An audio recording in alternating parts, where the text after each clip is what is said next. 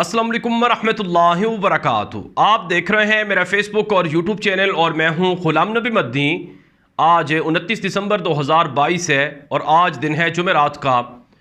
नशकाम तकरीबन 8 माह पहले इमरान खान की हुकूमत को गिराया गया था। पाकिस्तान एक हंसता मुस्कुराता मुल्क था। पाकिस्तान आगे बढ़ रहा था। मुआशी तौर पर पाकिस्तान तरक्की हासिल कर रहा था। पाकिस्तान के अंदर दहशतगर्दी ख़त्म हो गई थी। अमन व अमान का वो दौर पाकिस्तान के अंदर था जो उससे पहले बहुत कम देखा गया है। लेकिन अफसोस कि इमरान खान की हुकूमत को कुछ अंदरूनी और कुछ बैरूनी साजिशी अनासर ने मिलकर अपने फ़ायदों के लिए, छोटे छोटे मफादात के लिए उस हुकूमत को गिराया। ना सिर्फ उस हुकूमत को गिराया बल्कि पाकिस्तान की ईंट से ईंट बजाकर रख दी गई।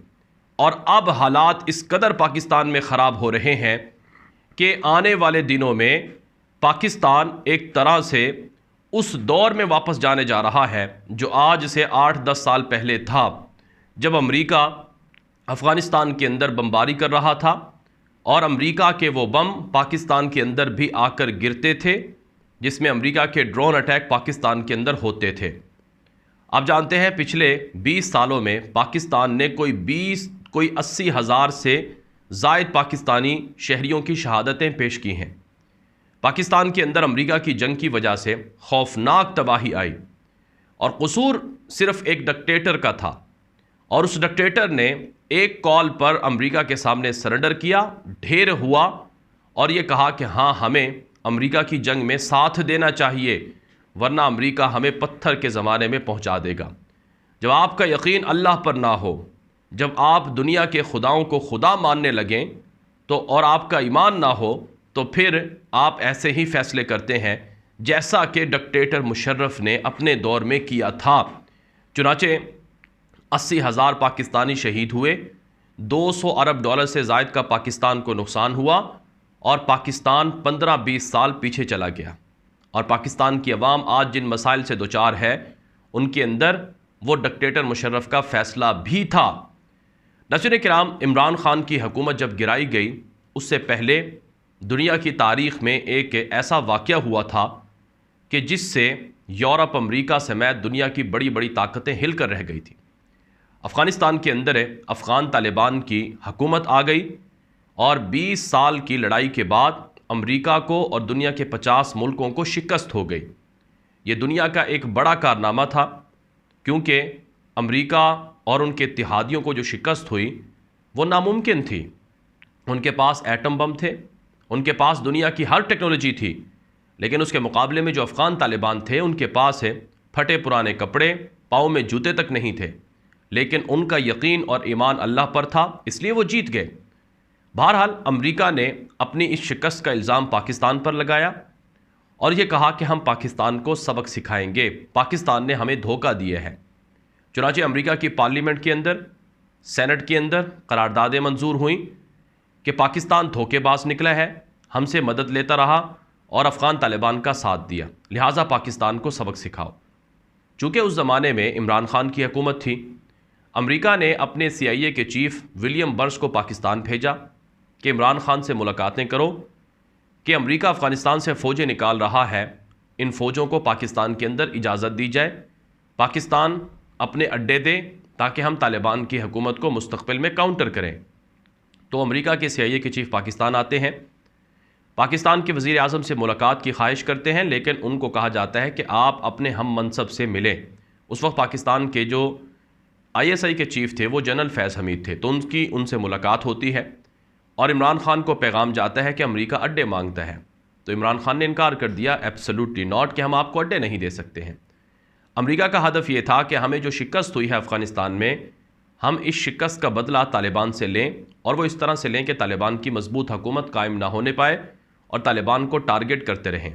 लेकिन चूँकि पाकिस्तान के वज़ीर आज़म इमरान खान उस वक्त उन्होंने इनकार कर दिया। उन्होंने कहा कि मैं तो हमेशा से जंगों का मुखालिफ रहा हूँ, अब जब एक जंग ख़त्म हो रही है तो मैं क्यों दोबारा जंग शुरू करने के लिए अपने मुल्क की सरजमीन दूँ। पहले ही हमारे 80,000 पाकिस्तानी शहीद हुए हैं, मज़ीद तबाही आएगी। बहरहाल ये सारी चीज़ें हो चुकी हैं, 8-8.5 महीने गुजर चुके हैं। अब हालात एक मर्तबा फिर ऐसे बन चुके हैं कि अमेरिका वापसी के लिए पर मार रहा है।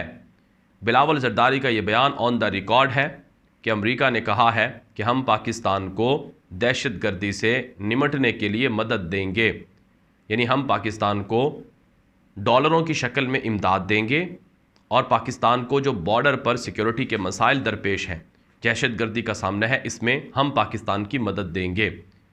سب سے پہلا سوال یہ ہے کہ 8 ماہ پہلے تو یہ دہشت گردی نہیں تھی، اب یہ دہشت گردی کہاں سے آئی ہے، کیوں آئی ہے، اسے کیوں نہیں روکا گیا، کون اس کا ذمہ دار ہے؟ ناظرین کرام، اس سے پہلے جب ڈکٹیٹر مشرف کا زمانہ تھا، آصف زرداری کی پھر حکومت آئی، پھر نواز شریف کی حکومت آئی، اس دور میں بھی امریکہ یہی کہتا تھا کہ ہم پاکستان کو امداد دیں گے۔ امریکہ نے پاکستان کو اتنی امداد نہیں دی جتنا پاکستان کا اپنا نقصان ہو گیا ہے۔ امریکہ کی امداد 100 ارب ڈالر بھی نہیں ہوگی، کوئی 20 ارب ڈالر کے قریب امداد ہوگی زیادہ سے زیادہ، اور نقصان پاکستان کا 200 ارب ڈالر سے بھی زائد ہوا ہے۔ کوئی بھی احمق شخص یہ فیصلہ نہیں کرے گا کہ دوسروں کی خاطر اپنا گھر ہی اجاڑ لے، اپنے گھر کو ہی آگ لگا دے، لیکن پاکستان کے اندر جو امریکہ کے غلام تھے انہوں نے یہ چیزیں کی ہیں۔ اب 8 مہینوں میں پاکستان کے اندر معیشت تباہ کر دی گئی ہے، پاکستان کو اجاڑ دیا گیا ہے۔ کراچی جیسا ملک جہاں امن قائم ہوا تھا بڑی قربانیوں کے بعد، وہ بدامن ہو گیا ہے۔ کراچی جیسا شہر جو پاکستان کا سب سے بڑا شہر ہے وہ بدامن ہو گیا ہے۔ وہاں پر روزانہ ڈکیٹیاں ہوتی ہیں، قتل و غارت گری ہوتی ہے۔ پچھلے 8 مہینوں میں کوئی 300 آدمی وہاں پر سٹریٹ کرائمز کے اندر مارے گئے ہیں۔ پاکستان کا صوبہ KPK میدان جنگ بن چکا ہے، روزانہ حملے ہو رہے ہیں، دہشت گردانہ کارروائیاں ہو رہی ہیں، پاکستان کی فورسز کو بلوچستان کے اندر شہید کیا جا رہا ہے، اور پورے ملک کے اندر یہاں تک کہ اسلام آباد میں دھماکہ بھی ہوا۔ خوش قسمتی سے وہ بڑے منصوبے میں دہشت گرد کامیاب نہ ہوئے، لیکن اب بھی الرٹ ہے۔ مختلف ملکوں نے اپنے سفارت خانوں نے اپنے شہریوں کو خبردار بھی کر دیا ہے۔ تو یہ سب چیزیں ہو رہی ہیں، کون ذمہ دار ہے، کس کے کہنے پر یہ ہوا ہے اور کیوں ہوا ہے؟ آنے والے دنوں میں یہ سب چیزیں واضح ہوں گی، لیکن یہ بات اب واضح ہوتی جا رہی ہے کہ امریکہ ڈالروں کی جو لالچ ہے وہ پاکستانی حکمرانوں کو دے رہا ہے، اور پاکستان کے اندر امریکہ واپسی کے لیے پر مار رہا ہے، نہ صرف پاکستان میں بلکہ افغانستان میں بھی، کیونکہ امریکہ کو افغانستان میں طالبان کی ایک اسلامی حکومت قبول نہیں ہے۔ امریکہ کو طالبان کی ایک ایسی حکومت قبول نہیں ہے جو دنیا کے اندر ڈیموکریسی کے لیے خطرہ بنے، تو اس لیے وہاں ان کو کاؤنٹر کرنا یہ ایک بڑا ہدف ہے۔ اور پاکستان کے اندر دہشت گردی ویسے ہی آ چکی ہے، پاک افغان بارڈر انسیکیور ہو چکا ہے، وہاں پر حالات تیزی سے خراب ہو رہے ہیں، تو امریکہ اب دوبارہ خطے میں واپس آ رہا ہے، اور یہ اصل وجہ تھی عمران خان کو ہٹانے کی۔ عمران خان چونکہ رکاوٹ تھا، اس وقت پاکستان کے جو دلال صحافی تھے انہوں نے چیخ چیخ کر کہا کہ امریکہ نے پاکستان سے فوجی اڈے نہیں مانگے ہیں۔ عمران خان ایبسولوٹلی ناٹ، یہ اپنی پولیٹیکل سٹنٹ ہے ان کا یہ، لیکن پھر ثابت ہوا کہ عمران خان سچا تھا، اور آج تک ثابت ہو رہا ہے۔ عمران خان نے کہا تھا اگر ہماری حکومت گرائی گئی تو معیشت نہیں سنبھلے گی، پاکستان دیوالیہ ہو جائے گا۔ اب دیوالیہ ہو گیا ہے، اگلے ہفتے پاکستان کو 1 ارب ڈالر قرضہ واپس کرنا ہے، وہ 1 ارب ڈالر ہے ہی نہیں، کہاں سے واپس کریں گے؟ خزانے میں تو اپنا پیسہ 1 روپیہ بھی نہیں رہا، جو پیسے ہیں وہ UAE کے، چائنا کے، سعودی عرب کے اور باقی ملکوں سے مانگ تانگ کر رکھے ہوئے ہیں۔ چنانچہ جب تک پاکستان میں صاف و شفاف الیکشن نہیں ہوں گے، حالات اور زیادہ خراب ہوں گے، اور پوری قوم اس کی قیمت ادا کرے گی، جیسا کہ پہلے ڈکٹیٹر مشرف کے زمانے میں ادا کی گئی۔ اب گزشتہ روز پاکستان کے جو نئے آرمی چیف ہیں جنرل عاصم منیر، ان کی سربراہی میں پہلا فوجی کور کمانڈر اجلاس ہوا ہے۔ جنرل عاصم منیر نے اس اجلاس کی سربراہی کی ہے۔ انہوں نے کہا کہ ہم اپنی قوم کا اعتماد جیتیں گے، اور اپنی قوم کے ساتھ وعدہ کرتے ہیں کہ پاکستان کو دہشت گردی سے نجات دلائیں گے۔ جنرل عاصم منیر نے اس حوالے سے کہا کہ عوام کی امنگوں کے مطابق دہشت گردی کی لعنت کو ختم کیا جائے گا۔ سوال یہ ہے کہ دہشت گردی پہلے بھی تھی لیکن اسے ختم کر دیا گیا تھا، اب 8 مہینوں میں جنہوں نے دہشت گردی کو پروان چڑھایا ہے وہ اس کے ذمہ دار ہیں، انہیں پکڑا جائے، انہیں سزائیں دی جائیں اور ان کا خاتمہ کیا جائے۔ اس حوالے سے 2 روز تک یہ اہم ترین کور کمانڈر کانفرنس ہوئی ہے جس میں بڑے بڑے فیصلے کیے گئے ہیں، جہاں دہشت گردی کے حوالے سے ڈسکشنز ہوئی ہیں۔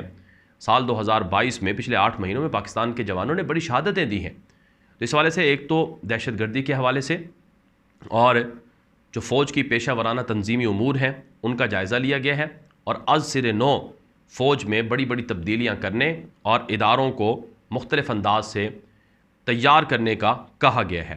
ساتھ ساتھ پاکستان کے سیاسی منظرنامے کے حوالے سے بھی بڑی چیزیں ڈسکس ہوئی ہیں۔ آپ جانتے ہیں پاکستان کا جو سیاسی عدم استحکام ہے، جو انسرٹینٹی ہے، اس سے پاکستان کی افواج کو بڑا دھچکا لگا ہے اور لگ رہا ہے، کیونکہ جو اسپوائلرز ہیں، جو دشمن ہیں، وہ ایکٹیو ہو جاتے ہیں، اور جب وہ ایکٹیو ہوتے ہیں تو ملک کو نقصان ہوتا ہے۔ تو اس لیے بہتر یہی ہے کہ جن لوگوں کو مسلط کیا گیا انہیں چلتا کیا جائے اور عوام کا مینڈیٹ حاصل کر کے ایک نئی حکومت بنائی جائے، نہ کہ ٹیکنوکریٹ طرز کا کوئی ہائیبرڈ قسم کا ماشاء اللہ، جس سے پاکستان کو مزید نقصانات دیکھنا پڑیں اور قوم اس کی قیمت ادا کرے۔ یہ ویڈیو عام کر دیں۔ مزید اس طرح کی معلومات اور خبروں کے لیے آپ ہمارا یوٹیوب چینل ہے غلام نبی مدنی، اسے فالو کر لیں۔ ہمارا فیس بک پیج غلام نبی مدنی آفیشیل ہے، اسے بھی لائک کر لیں۔ اجازت دیجیے، السلام علیکم ورحمۃ اللہ وبرکاتہ۔